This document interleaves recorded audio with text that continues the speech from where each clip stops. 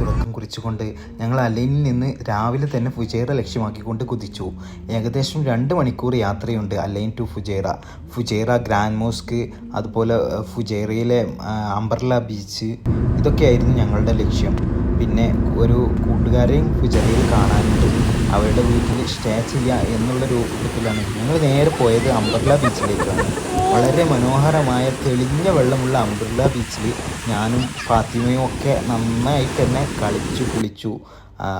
വളരെ ഭംഗിയുണ്ടായിരുന്നു. അവിടുന്ന് വീണ്ടും ഞങ്ങൾ നടന്ന് അകന്നത് ഫുജൈറ ഗ്രാൻഡ് മോസ്കിൽ നിന്ന് നിസ്കരിക്കാൻ വേണ്ടിയിട്ടാണ്. ഹംദാൻ അവിടെ പരിസരമൊക്കെ കണ്ടപ്പോൾ വളരെ ഇഷ്ടപ്പെട്ടു.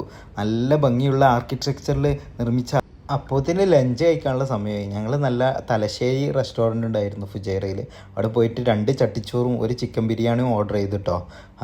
അങ്ങനെ ഫുഡൊക്കെ കഴിച്ച് നേരെ കോർഫുഖാനിലേക്കായിരുന്നു ഞങ്ങളെ യാത്ര. കോർഫുഖാൻ ബീച്ചിൽ അതൊരു മനോഹരമായ ബീച്ചാണ് കേട്ടോ. ആ വൈകുന്നേര സമയത്ത് കോർഫുഖാൻ ബീച്ചിലെത്തിയപ്പോൾ നല്ല ഇളം കാറ്റ് വീശുന്നുണ്ടായിരുന്നു. പിന്നെ അതിനപ്പുറത്ത് തന്നെയുള്ള വാട്ടർഫാളിനപ്പുറത്ത് മനോഹരമായ ഒരു പാലസ് സ്ഥിതി ചെയ്യുന്നുണ്ട് കേട്ടോ. പണ്ട് കാലത്ത് നിർമ്മിച്ച പാലസാണെന്ന് തോന്നുന്നു. വളരെ ഭംഗിയുണ്ട്. അപ്പോഴേക്കും വൈകുന്നേരമായപ്പോൾ പിന്നെ ഞങ്ങൾ അസ്നയുടെ റൂമിൽ പോയിട്ട് ഫ്രഷായി.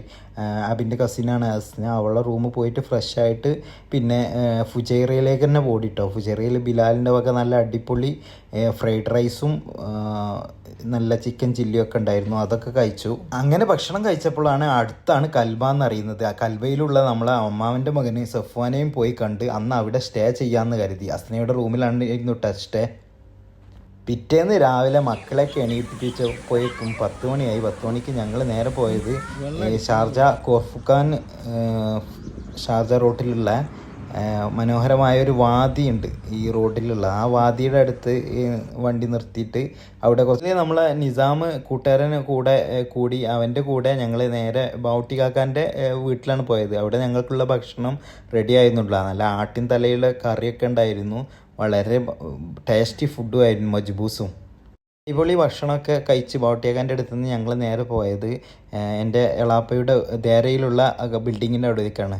അവിടുന്ന് കുട്ടികൾക്ക് മിഠായും ഫ്രൂട്ട്സൊക്കെ എളാപ്പ ഒരുക്കി. പിന്നെ നമ്മുടെ കസിനായ ആയിഷമോളുടെ അമ്മോശൻ അവരുടെ അടുത്ത് പോയിട്ട് അവർ ജ്യൂസ് വേൾഡാണ്, ദുബായ് ജ്യൂസ് വേൾഡിലാണ്. ഒരു രക്ഷയില്ലായിരുന്നു. അവിടുത്തെ ജ്യൂസും അവിടുത്തെ ഐസ്ക്രീമൊക്കെ കഴിച്ച് വീണ്ടും ഞങ്ങൾ ദുബായ് മാളിലേക്ക് പോയിട്ടാണ്. ദുബായ് മാളിൽ ആ പള്ളിയിൽ പോയിട്ട് മഗ്‌രിബ് ഇശാവും അവിടുന്ന് നിസ്കരിച്ച് പിന്നെയാണ് ഞങ്ങൾ ദുബായ് മാൾ കാണാൻ ഇറങ്ങിയത്. ഹംദാൻ ആ നിസ്കാര ഹാളൊക്കെ കണ്ടപ്പോൾ വളരെ ഹാപ്പിയായി.